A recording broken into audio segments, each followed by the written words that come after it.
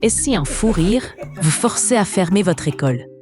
C'est l'histoire vraie et dingue de 1962 au Tanganyika.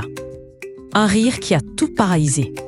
Tout commence à Kachacha, dans un pensionnat de jeunes filles.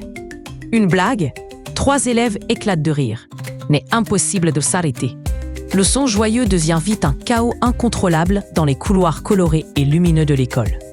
En quelques jours, 95 élèves sur 159 sont prises de fou rire incessant, avec des crises durant des heures.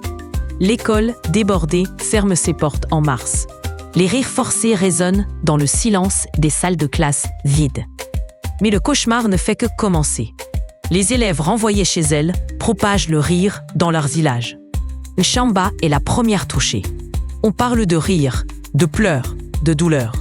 Vous imaginez ça arriver dans votre ville? Dites-moi ce que vous en pensez. L'épidémie s'étend comme une traînée de poudre. 14 écoles fermées, plus de 1000 personnes affectées, enfants comme adultes.